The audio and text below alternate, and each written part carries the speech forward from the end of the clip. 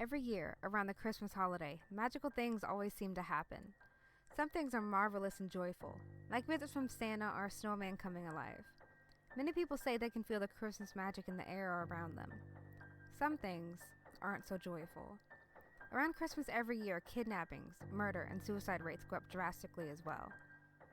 Even when horrid things like this happen, people often feel, yet rarely do they admit, they still have a kind of holiday magic behind it, although it can be a dark magic. One example comes from a Christmas demon known as the Krampus. The Krampus is well known in countries like Germany and Switzerland for taking naughty children in the dead of Christmas Eve night. Here's one such account. December 6, 2013. My name is Eli Rockford. I'm currently 7 years old as I write this. I confide in this journal something I can't tell my family because they would never believe me. I am often told that I am very smart for my age because I say and do things that most kids my age don't.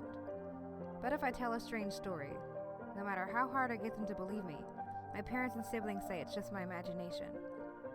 Today I looked out my window into the street by our house and saw a man who looked like a shadow with horns. His eyes glowed orange, and seeing him scared me a lot. He was ringing a bunch of bells for something, but I tried to ignore him and go back to sleep. Then I heard a knock on the door. I went down to see who it was. But when I got to the door, someone stuck a card through our mail slot and ran off really quickly. The card had a picture of a monster who had bull legs, a tail, and horns on a scary-looking goat head that looked half human. I was so scared that it was a thing in the street, but I didn't know what to do. I think I know what it is, but I hope I'm wrong. I showed the card to my dad, and he said it was Krampus. The bottom of the card said, Gross von Krampus. Daddy says every year that Krampus punishes bad boys and girls on Christmas. But Santa gives good boys and girls toys. So now that I'm not scared, I always get toys on Christmas, so I must be a good kid. I still don't tell him about the thing in the street. December 24th, 2013. My parents will be gone for most of tonight and Christmas morning tomorrow for some stupid work thing they both have. We usually have a Christmas at 6, but we have to wait for Mommy and Daddy to get home first. My mom told Brad, my oldest brother, that we have a babysitter because she didn't trust him to watch all 5 of us by himself. My mom often let Brad watch us, but we had broke a lot of things the last time we were left home alone, so Mommy said she would get Rebecca to watch us. Rebecca came to the house at 5. She was very pretty and Brad couldn't stop staring at her. Mommy and Daddy left a couple minutes after Rebecca got here. This was the first time Rebecca had watched 6 kids at the same time before, and I don't think she knew what she was getting herself into. My youngest sister, Molly, who was 3, threw a tantrum after our parents left. Levi and Garrett, my younger twin brothers, who are both 5, started fighting. Brad talked with Rebecca most of the night, and Rachel spent most of the night in her room. Mom and Dad said that we would still get gifts tomorrow, but we had to wait to open them until they got home. We made hot cocoa, but the cocoa makers broke, so the hot chocolate burned our mouths. We all got candy canes too. Rebecca started to put us to bed at 8, and finally succeeded at 9:30. Even though she was clearly exhausted and frustrated with us, she told us she had fun and that she wouldn't have spent Christmas any other way. I woke in the middle of the night at about 11 to see a crimson moon casting a dim red glow on the winter snow. I looked out my bedroom window and I saw a red object coming towards our house, fast. It was hard to make out, but it looked like a red sleigh being pulled by reindeer.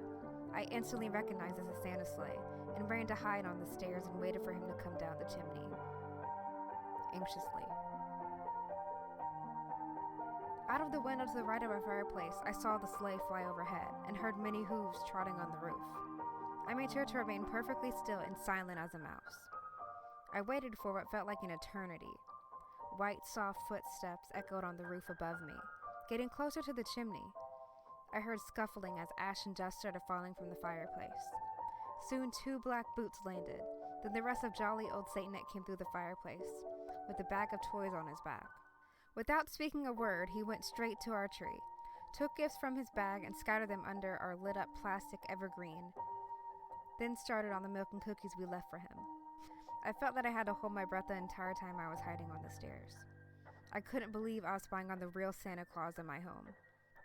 Eventually, he made his way over to our stockings and started putting various knickknacks and candies in our stockings. Starting with Molly, when he got to Levi, he took out a small black rock and eyed it sadly, before placing it in Levi's stocking. It took me a second to realize that he gave Levi coal. I tried to stifle a laugh to the best of my abilities, but the small squeak escaped from my lips anyway. Santa turned around and scanned the room. I remained as still as ever. He turned back to the stockings, this time keeping his back to me, and put a piece of coal in Garrett's stocking too. He put a candy cane in Brad's stocking along with a pocket knife. Rachel got a new phone and some Kit Kats. Finally, he moved to my stocking, which is always furthest to the right, even though I'm the middle child. He began rummaging through his sack, as I leaned forward excitedly to see what presents I was getting. Santa pulled out a large, jet black piece of coal and stuffed it into my stocking. I felt a wave of anger, sadness, and regret all at once. I almost stood up right there to tell off the jolly old elf, but when he turned around, I saw tears in his eyes. He looked as if he was filled with similar emotions as I was. Like he didn't like to give bad kids coal. It was for this reason that I remained quiet as Santa climbed back up my chimney, got into his sleigh, and flew away. I watched out my downstairs window as the sleigh flew from the roof and into the black abyss of Christmas night. I sat there, still in place for a very long time, pondering how I could be better next year, when I spotted something out of the window again. It looked like the same figure I'd seen before, but this time the sleigh looked as if it was black. I wrote it off as it was really dark outside, except for the moon's red glow. I wondered why Santa would come back. Maybe he forgot something. Maybe he made a mistake. Maybe I wasn't naughty, and he made his way back right now to fix his mistake. My mind was racing from one thought to another as I began to hype myself up for all possible Christmas presents.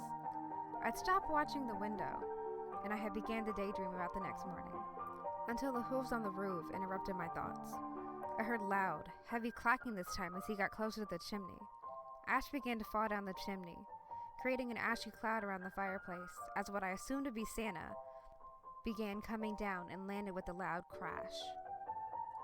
My final thought before seeing what came next was, how was no one noticed of all this?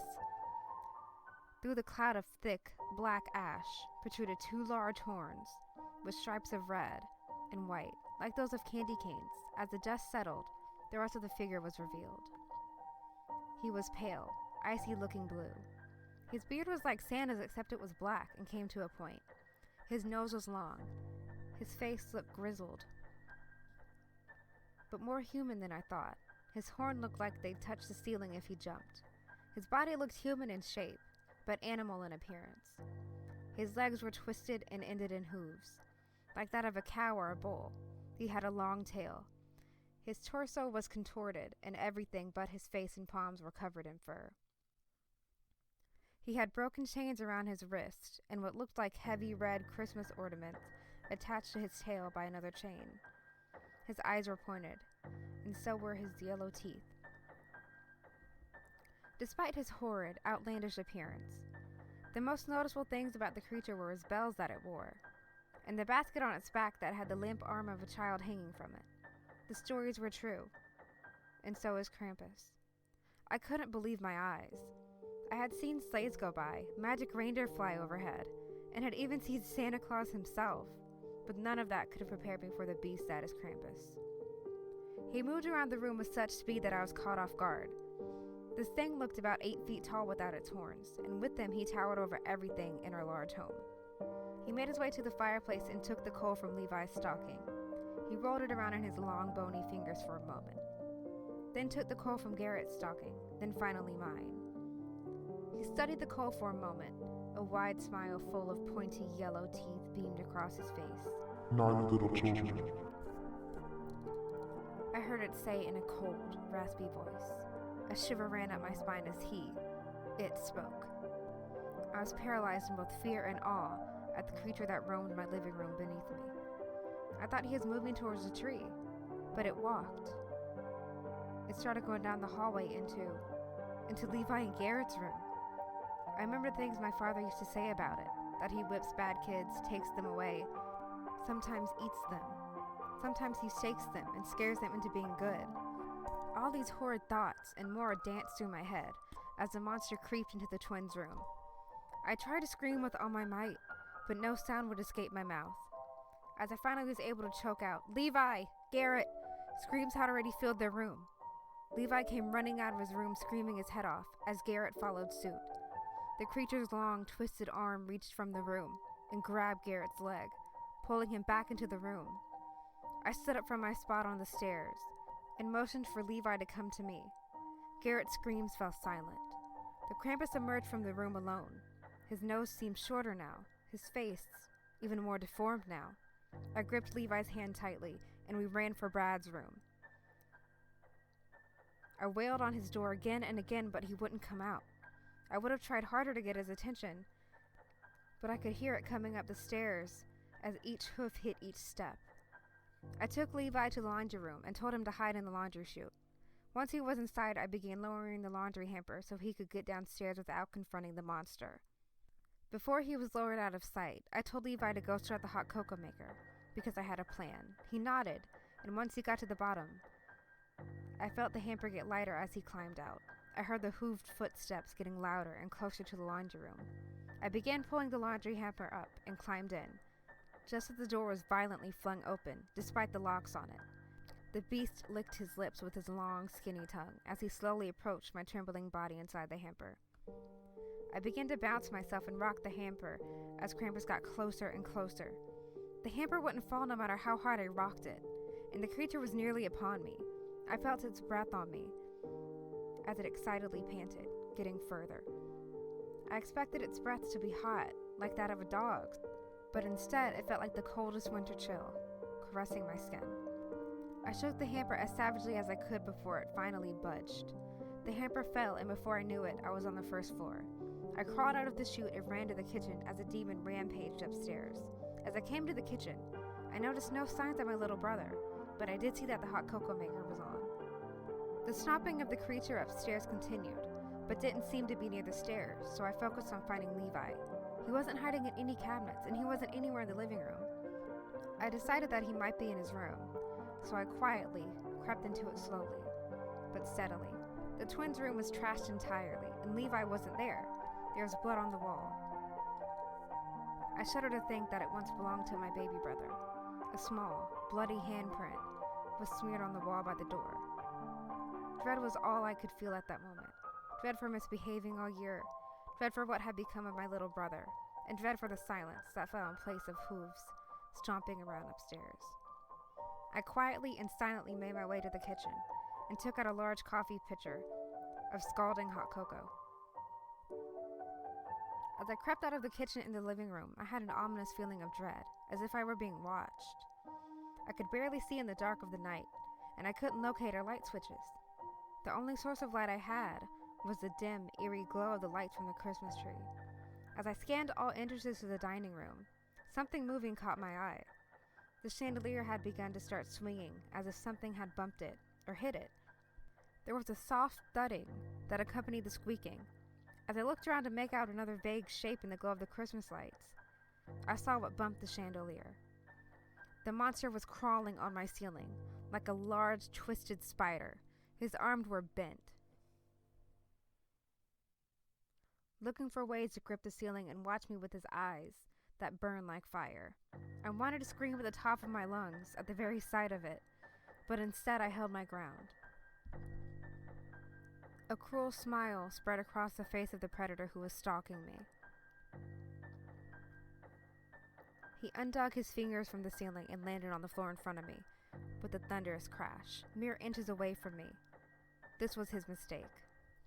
I threw the entire pitcher of burning hot cocoa in his face, and the beast immediately began writhing in agony. He covered his hands over his quickly blistering face.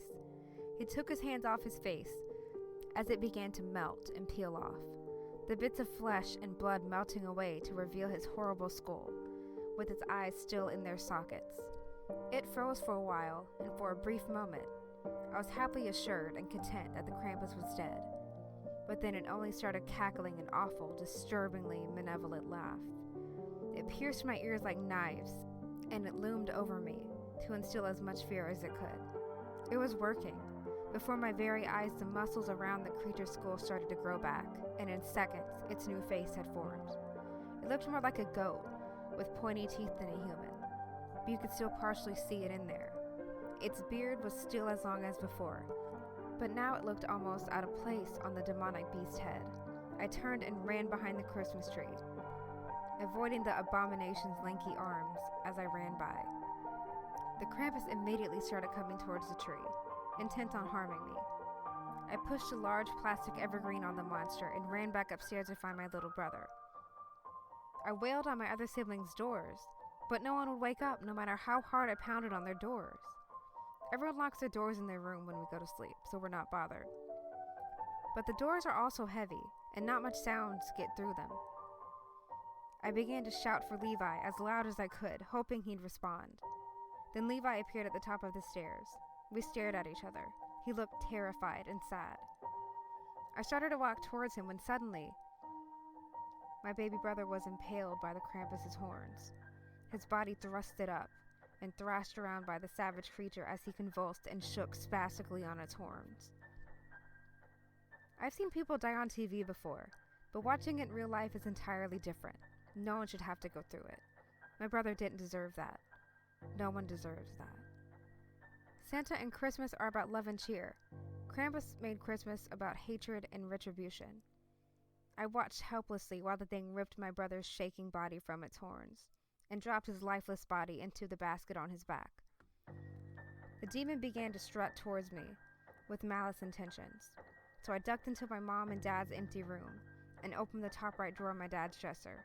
I wasn't tall enough to see what I was reaching for, but when I felt it, I pulled out my dad's pistol. I opened the other dresser, and had put 2 bullets in the pistol by the time the creature burst open the door. I shot it twice and hit it both times, but it was unfazed by the bullets.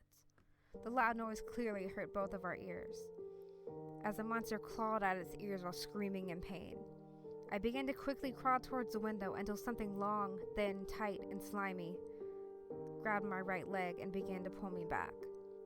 I looked behind me to my terror to see the Krampus was using his incredibly long tongue to pull me to its mouth full of sharp, jagged teeth. I began to breathe in and out, quicker and quicker. It began panicking as my foot got closer to its mouth. I lifted my left leg and kicked it in the face twice before its tongue finally loosened.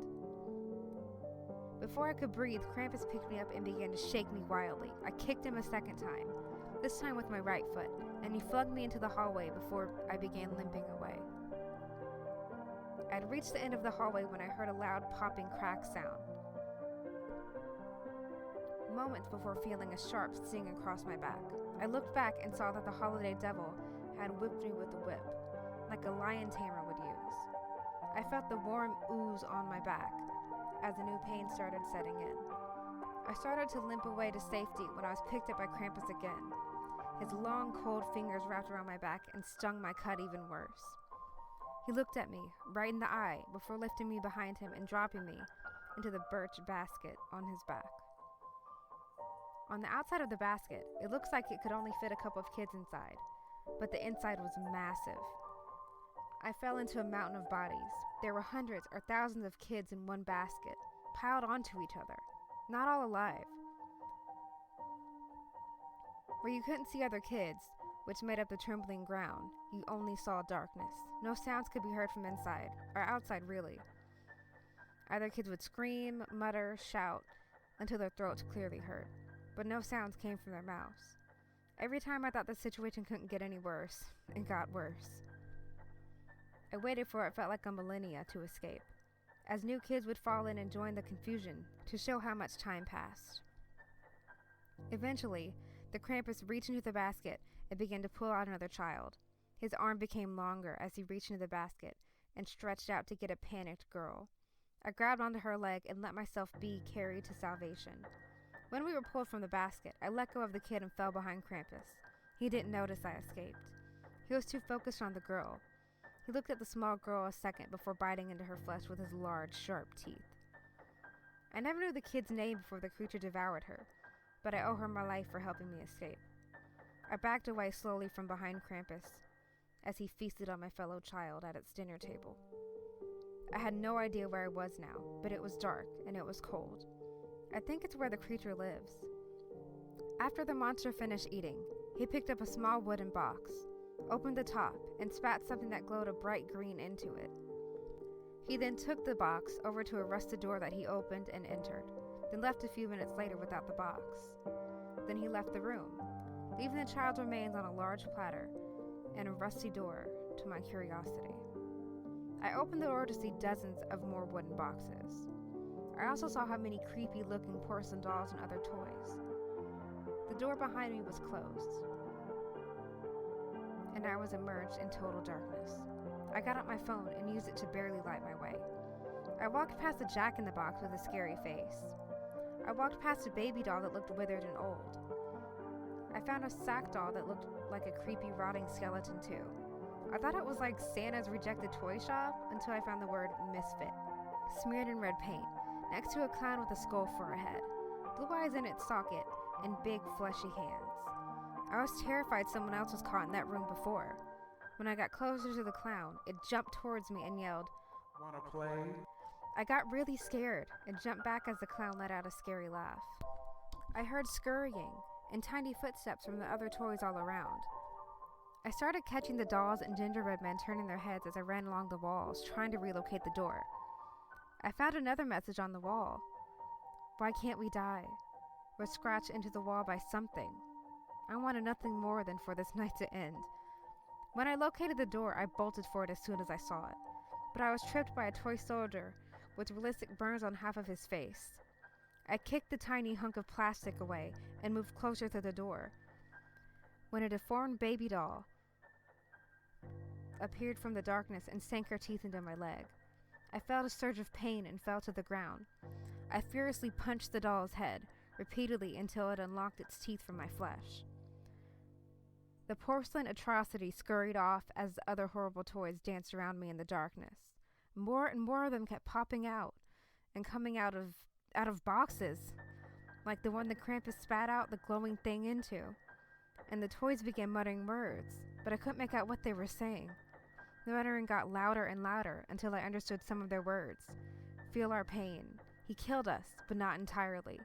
He globbed me up and spat out my soul into a puppet. Kill us. Let us die." The things they said were terribly dreadful, to say the least. I got up and started making my way towards the door, as the dolls chanted more obscure things. "We're gonna eat you alive like he ate us. I'm gonna rip out your eyes." Although they continued to chant, none of them came towards me again, as I moved around the dark room.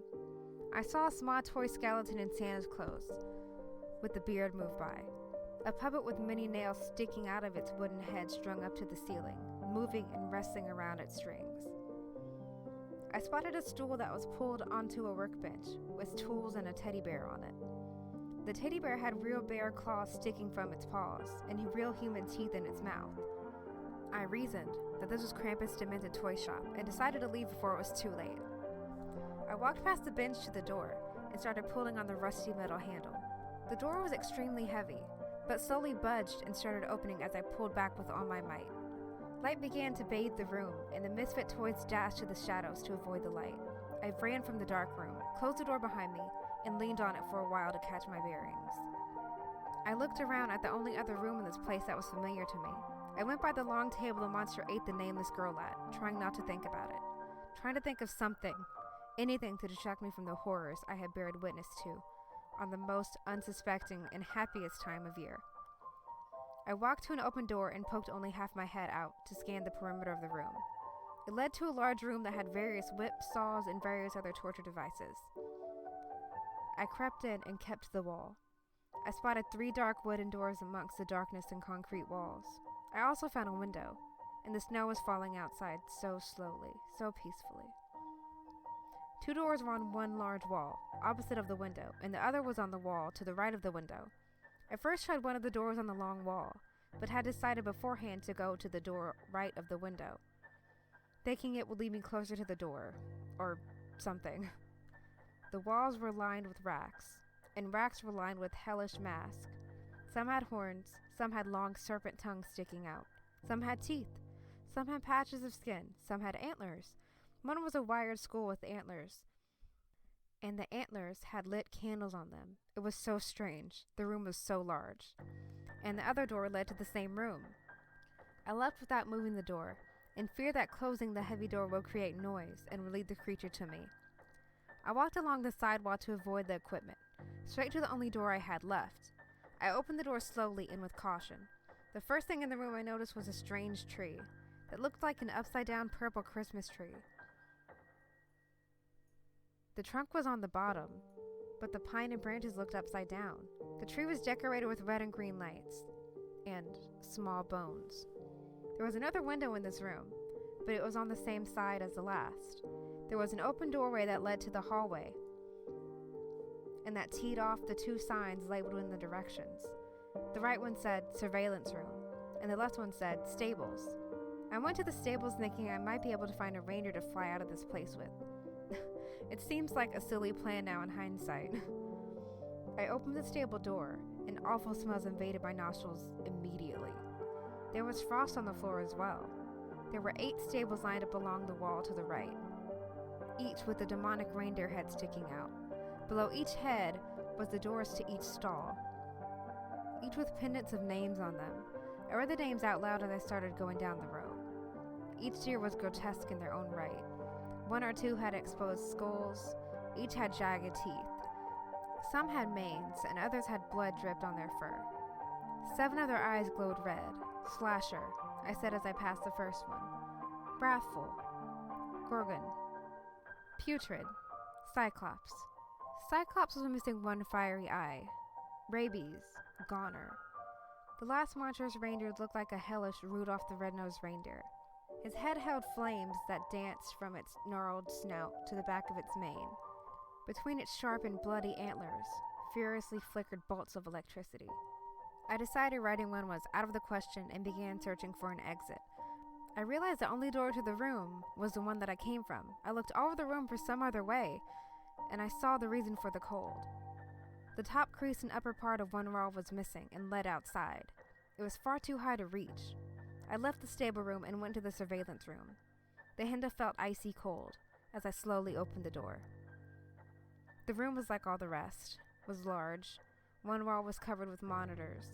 The middle monitor stuck out more than the rest and had a keyboard below it. A chair was also pulled up to it. Each screen had various kids on it, some in dreadful conditions, others minding their own business. No sound came from the monitors, but I started to notice I was hearing a ticking noise. A clock above the door I came in read 5:45, Christmas Day. Christmas didn't start at my house until 6 o'clock. The wall opposite the monitors had many names scratched into it. I wondered if the dead girl's name was scratched into the wall. A door that read, exit, was next to the right of the monitors, but the computer said, search name. I sat in the large chair and typed in the name, Garrett Rockford. A nutcracker that had 2 bodies attached from the sides of its head popped up. Each body seemed to be trying to yank away from the other. Its face looked like it was in pain, and it had the same color of the eyes as Levi and Garrett. I looked up Levi Rockford, and the same thing popped up. I sat frozen in awe for a moment. Tears filled my eyes and ran down my cheeks. The ticking of the clock seemed to turn into clopping as I sobbed. I was crying more than I ever cried before.